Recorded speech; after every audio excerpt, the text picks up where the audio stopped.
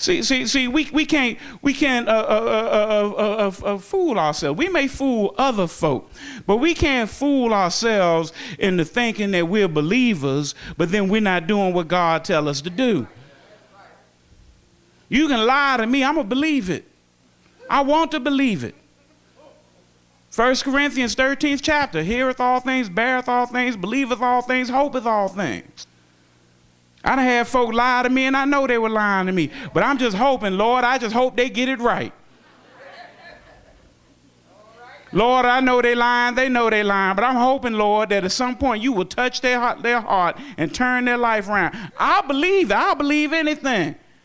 But you can't fool yourself. And you ain't going to fool God, because when you stand before the throne and the Lord read that list of their name, the names written in the Lamb's book of life, if your name ain't there, well, how does it get there? Confess with your mouth and believe in your heart that Jesus is Lord and God raised him from the dead, you shall be saved. For everyone who calls on the name of the Lord will be saved. But when you get saved, you ought to be so glad that God pulled you out the muck and the mire, that he put you on a solid rock to stay. You ought to be so glad that you could tell somebody, you ain't got to do that no more. Let me tell you about a man named Jesus. You ain't got to live like that no more. God's got a plan. Don't you know you were marvelously and wondrously made? God has a plan for your life. See, the question when we stand before the throne is not, do you believe? Jesus said the demons believe and tremble. The question is going to be is, did you do what you were told to do? God's going to ask you, did you know my son? Yes, Lord. Did you do what he told you to do?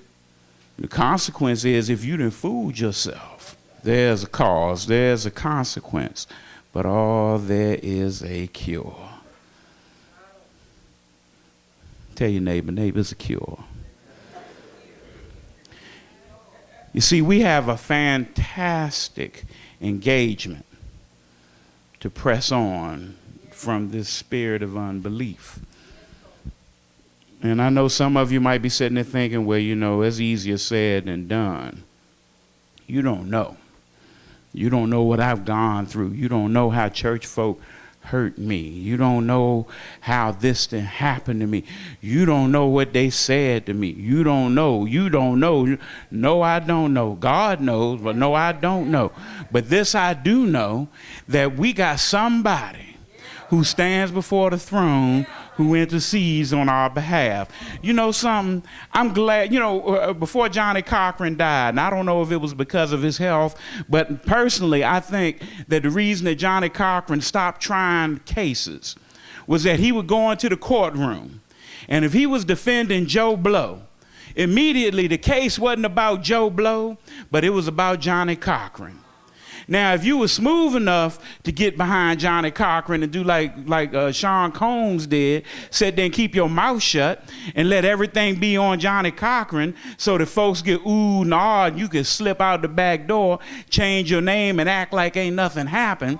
See, that may work, but it could also backfire. Because if you were in the wrong community and Johnny Cochran showed up, there was some folk who was mad at Johnny Cochran because OJ got off. And whether you did it or not, there's some folks thinking, Johnny Cochran guilty.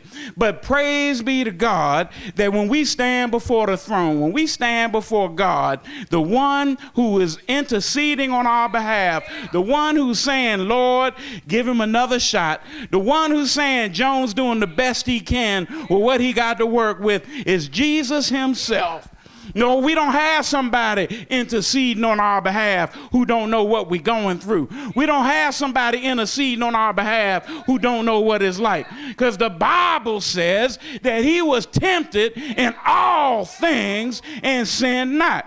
Well, was he tempted with crack cocaine? He was tempted in all things. Yeah, but he wasn't running around. He was tempted in all things. Yeah, but he had no way. He was tempted in all things. You know, you got to find something down in yourself, because you got to come to the knowledge, you got to come to the realization that God been good to me. You may not can say it like other folk, but if you can just stop and say, you know, the Lord, he been good to me, that he opened doors that no man could shut. He shut doors that no man could open. And when all the doors and windows were shut, he opened up the windows of heaven right on time and poured out a blessing. He blessed me. He blessed me. He blessed me. He may not gave me what I wanted, but he blessed me with everything I needed. He blessed me, not because I've been so good, but because he's good. He blessed me. He's brought me from a mighty long way. And I'm going to tell it. I'm going to tell it. I'm going to tell anybody that'll listen, and folk who don't want to listen, that God been good to me. I'm going to tell it because God brought me from a mighty long way. I'm going to tell it because God keeps on keeping me. I'm going to tell it because not only has he blessed me, he's blessed my children. I'm going to tell it because the Lord, the Lord, and brought me from a mighty long way.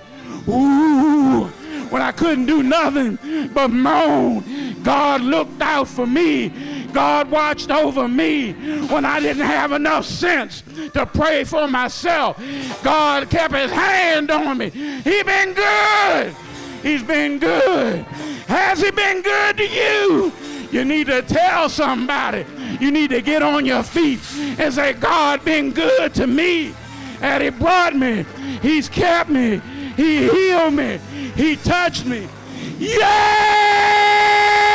God been good to me.